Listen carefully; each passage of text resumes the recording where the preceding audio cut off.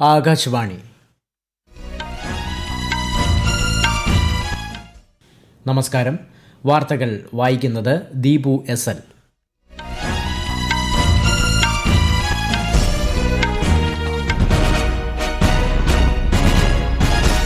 പ്രധാന വാർത്തകൾ.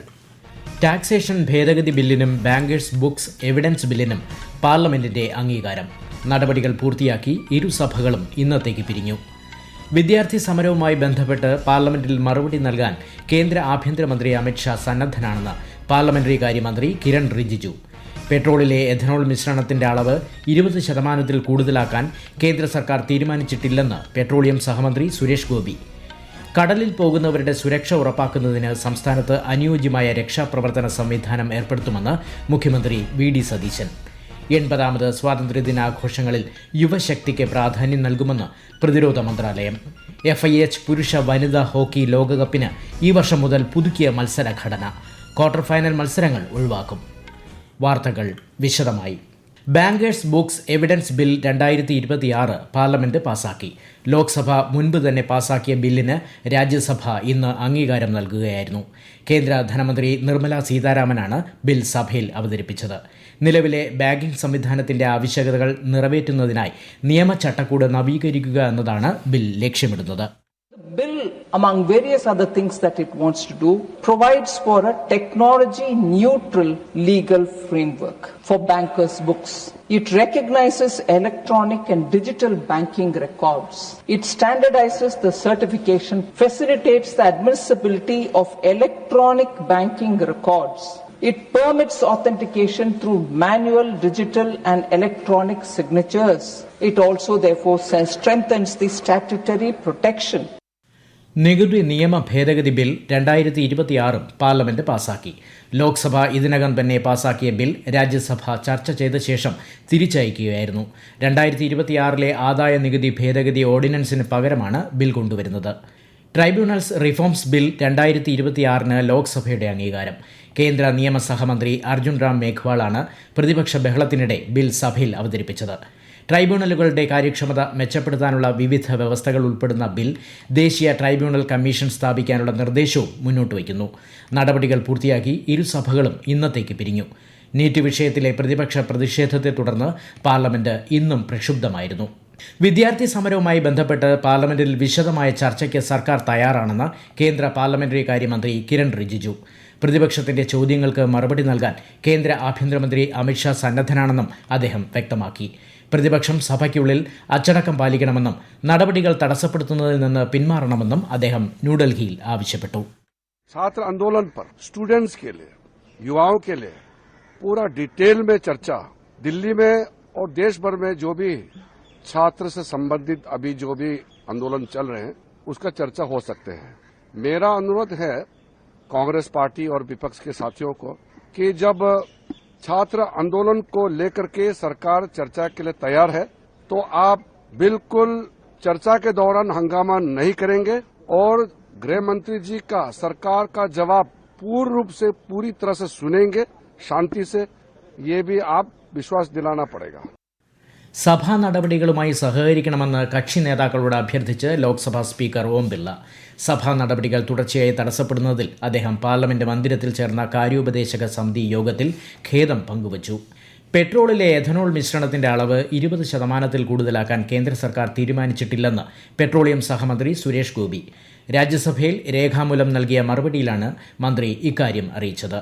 എഥനോൾ മിശ്രണത്തിന്റെ തോത് ഉയർത്തുന്നതുമായി ബന്ധപ്പെട്ട ഭാവിയിലെ ഏതൊരു തീരുമാനവും വിശദമായ ശാസ്ത്രീയ പഠനങ്ങൾക്കും കൂടിയാലോചനകൾക്കും ശേഷം മാത്രമേ എടുക്കൂ എന്നും അദ്ദേഹം വ്യക്തമാക്കി. E20 പെട്രോൾ സുരക്ഷിതമാണെന്ന് പഠനങ്ങൾ സ്ഥിരീകരിച്ചിട്ടുണ്ടെന്നും ശ്രീ സുരേഷ് ഗോപി അറിയിച്ചു. 80ാമത് സ്വാതന്ത്ര്യ ദിനാഘോഷങ്ങളിൽ യുവശക്തിക്കും വികസിത ഭാരതത്തിനുമായുള്ള യുവജന സംഭാവനകൾക്കും പ്രാധാന്യം നൽകുമെന്ന് പ്രതിരോധ മന്ത്രാലയം. ദേശീയ ഗീതമായ വന്ദേമാതരത്തിന്റെ 150ാം വാർഷികത്തിന്റെ സ്മരണ ഉണർത്തുന്ന വിധത്തിലായിരിക്കും ഇക്കുറി സ്വാതന്ത്ര്യ ദിനാഘോഷങ്ങളെന്നും പ്രതിരോധ സെക്രട്ടറി രാജേഷ് കുമാർ സിംഗ് അറിയിച്ചു. ചുവപ്പുകോട്ടയിൽ പ്രധാനമന്ത്രി നരേന്ദ്രമോദി ആഘോഷങ്ങൾക്ക് നേതൃത്വം നൽകും. ദേശീയ പതാക ഉയർത്തിയ ശേഷം അദ്ദേഹം രാജ്യത്തെ അഭിസംബോധന ചെയ്യും. ചുവപ്പുകോട്ടയിലെ സ്വാതന്ത്ര്യ ദിനാഘോഷങ്ങളിൽ ഇക്കുറി ആദ്യമായി വന്ദേമാതരം ആലപിക്കും. ഹർ ഘർ തിരങ്ക പരിപാടിയിൽ പങ്കെടുക്കാൻ ജനങ്ങളോട് ആഹ്വാനം ചെയ്ത് പ്രധാനമന്ത്രി നരേന്ദ്രമോദി. വികസിത ഭാരതത്തിനായി സംഭാവന ചെയ്യുമെന്ന് ഒരിക്കൽ കൂടി പ്രതിജ്ഞ ചെയ്യാനും അദ്ദേഹം അഭ്യർത്ഥിച്ചു. രാജ്യം 80ാം സ്വാതന്ത്ര്യദിനം ആഘോഷിക്കാനിരിക്കെ ഹർ ഘർ തിരങ്ക പരിപാടിക്ക് മികച്ച സ്വീകരണമാണ് ലഭിക്കുന്നത്. തിരങ്ക യാത്രകളും ദേശസ്നേഹമുണർത്തുന്ന പരിപാടികളും വിവിധ സംസ്ഥാനങ്ങളിൽ തുടരുകയാണ്. ഈ വാർത്തകൾ ആകാശവാണിയിൽ നിന്ന്. ആകാശവാണി വാർത്തകളും വാർത്താ അധിഷ്ഠിത പരിപാടികളും All India Radio News Thiruvananthapuram YouTube ചാനലിലും All India Radio News Thiruvananthapuram Facebook പേജിലും AIR ന്യൂസ് _തിരുവനന്തപുരം ഇൻസ്റ്റഗ്രാം അക്കൌണ്ടിലും AIR ന്യൂസ് _TVM എക്സ് ഹാൻഡിലും ലഭ്യമാണ്.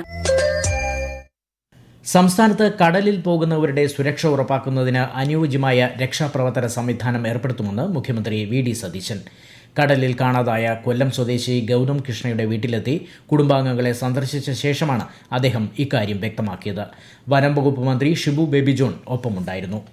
തിരുവനന്തപുരത്ത് കടലിൽ കാണാതായ മത്സ്യത്തൊഴിലാളികൾക്കായുള്ള തിരച്ചിൽ 11ാം ദിവസവും തുടരുന്നതിനിടെ മന്ത്രിമാരായ രമേശ് ചെന്നിത്തലയും V അബ്ദുൽ ഗഫൂറും കാണാതായ മത്സ്യത്തൊഴിലാളികളുടെ വീട്ടിലെത്തി കുടുംബാംഗങ്ങളെ സന്ദർശിച്ചു.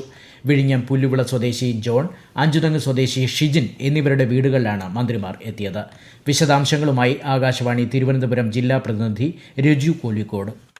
വിഴിഞ്ഞത്തും മുതലപ്പുഴയിലും കാണാതായ മത്സ്യത്തൊഴിലാളികളുടെ കുടുംബാംഗങ്ങളെ ആശ്വസിപ്പിച്ച മന്ത്രിമാരായ രമേശ് ചെന്നിത്തലയും അബ്ദുൽ ഗഫൂറും കാണാതായവരെ കണ്ടെത്തുമെന്നും പ്രതീക്ഷ കൈവിടേണ്ടതില്ലെന്നും സർക്കാർ സാധ്യമായ എല്ലാ മാർഗങ്ങളും ഉപയോഗിച്ച് തിരച്ചിൽ തുടരുമെന്നും അറിയിച്ചു. മുതലപ്പുഴയിലെ സ്ഥിരം അപകടം നടക്കുന്ന സ്ഥലവും മന്ത്രിമാർ സന്ദർശിച്ചു. അടിയന്തര രക്ഷാപ്രവർത്തന സംവിധാനങ്ങൾ ശക്തിപ്പെടുത്തുന്നതിനൊപ്പം അപകടങ്ങളുടെ അടിസ്ഥാന കാരണങ്ങൾ പരിഹരിക്കുന്ന ദീർഘകാല നടപടികൾക്കും പ്രാധാന്യം നൽകുമെന്നും മന്ത്രി അറിയിച്ചു. മത്സ്യത്തൊഴിലാളികളെ കാണാതാകുന്ന സാഹചര്യത്തിൽ തിരച്ചിലും രക്ഷാപ്രവർത്തനവും കൂടുതൽ കാര്യക്ഷമമാക്കുന്നതിനായി പ്രത്യേക മാർഗരേഖ ഉടൻ പുറത്തിറക്കുമെന്നും മന്ത്രി അബ്ദുൽ ഗഫൂർ പറഞ്ഞു. അതേസമയം കടലിൽ കാണാതായ മത്സ്യത്തൊഴിലാളികൾക്കായുള്ള തിരച്ചിൽ 11ാം ദിവസവും തുടരുകയാണ്. തദ്ദേശീയമായി വികസിപ്പിച്ച AI അധിഷ്ഠിത സെർവിക്കൽ ക്യാൻസർ സ്ക്രീനിംഗ് സാങ്കേതിക വിദ്യയുടെ വാണിജ്യവൽക്കരണത്തിനായി കേന്ദ്ര സർക്കാർ സ്ഥാപനമായ ടെക്നോളജി ഡെവലപ്മെന്റ് ബോർഡ് വിശാഖപട്ടണത്തെ ഒരു സ്വകാര്യ മെഡിക്കൽ ഉപകരണ കമ്പനിയുമായി കരാറിൽ ഒപ്പുവച്ചു. സെർവിക്കൽ ക്യാൻസർ നേരത്തെ കണ്ടെത്തുന്നതിനുള്ള പോർട്ടബിൾ ഡിജിറ്റൽ കോൾപോസ്കോപ്പായ ഗ്രീവ വിഷന്റെ നിർമ്മാണ കേന്ദ്രം കേരളത്തിലെ കൊല്ലത്താണ് സ്ഥാപിക്കുന്നത്. സെർവിക്കൽ ക്യാൻസർ സ്ക്രീനിംഗിന്റെ ചെലവ് കുറയ്ക്കാൻ ഇത് സഹായിക്കും. FIH പുരുഷ വനിതാ ഹോക്കി ലോകകപ്പിന് ഈ വർഷം മുതൽ പുതുക്കിയ മത്സര ഘടന. ക്വാർട്ടർ ഫൈനൽ ഘട്ടം ഒഴിവാക്കി 2 ക്രോസ് ഓവർ പൂളുകളിൽ നിന്നും മികച്ച 2 ടീമുകൾ വീതം നേരിട്ട് സെമി ഫൈനലിലേക്ക് യോഗ്യത നേടും വിധമാണ് മത്സരക്രമം.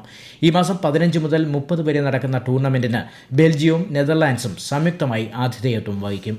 കോമൺവെൽത്ത് ഗെയിംസിനിടെ ഗ്ലാസ്ഗോയിലെ ഒരു റെസ്റ്റോറന്റിൽ ഇന്ത്യയുടെ തെറ്റായ ഭൂപടം പ്രദർശിപ്പിച്ചിരിക്കുന്നത് കണ്ട് എതിർപ്പ് പ്രകടിപ്പിച്ച ബോക്സർ ലവലീന ബോർഗോഹാനെ പ്രധാനമന്ത്രി നരേന്ദ്രമോദി പ്രശംസിച്ചു.